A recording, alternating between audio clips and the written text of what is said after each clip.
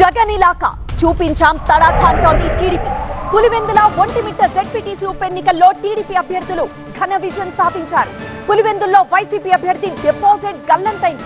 మరోవైపు పులివెందుల గెలుపుపై హర్షం వ్యక్తం చేశారు సీఎం చంద్రబాబు. జగన్ అరాచకాల నుంచి ప్రజలు ఇప్పుడిప్పుడే బయటపడుతున్నారంటున్నారు. పులివెందుల ఒంటిమిట్ట జెడ్పీటీసీ ఉప ఎన్నికల్లో టీడీపీ సత్తా చాటింది. పులివెందుల టీడీపీ అభ్యర్థి లతారెడ్డి వైసీపీ అభ్యర్థి హేమంత్ రెడ్డిపై ఘన విజయం సాధించారు. పులివెందులలో మొత్తం 10,601 మంది ఓటర్లు ఉండగా 7,814 ఓట్లు పోలయ్యాయి. వీటిలో టీడీపీ అభ్యర్థి లతారెడ్డికి 6,716 ఓట్లు వచ్చాయి. వైసీపీ అభ్యర్థి హేమంత్ రెడ్డికి 683 ఓట్లు మాత్రమే పోలయ్యాయి. దీంతో 6,033 ఓట్ల మెజారిటీతో టీడీపీ అభ్యర్థి లతారెడ్డి గెలుపొందగా వైసీపీ అభ్యర్థి డిపాజిట్ కోల్పోయారు.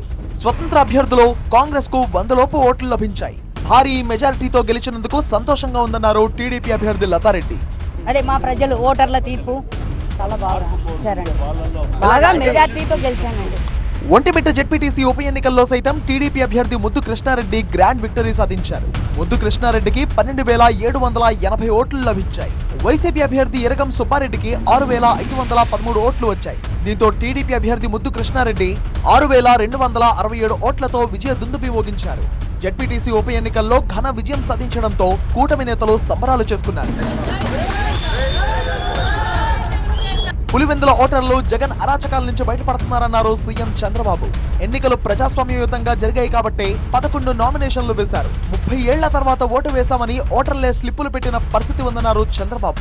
మరోవైపు పులివెందుల ఒంటిమిట్టలో జెడ్పీటీసీ ఉప ఎన్నికలకు సంబంధించి వైసీపీ దాఖలు చేసిన lunch motion petition AP high court కొట్టివేసింది. పులివెందుల జెడ్పీటీసీ పరిధిలోని 15 పోలింగ్ కేంద్రాల్లో, ఒంటిమిట్టలోని 30 పోలింగ్ కేంద్రాల్లో రీపోలింగ్ నిర్వహించాలని వైసీపీ పిటిషన్ దాఖలు చేసింది.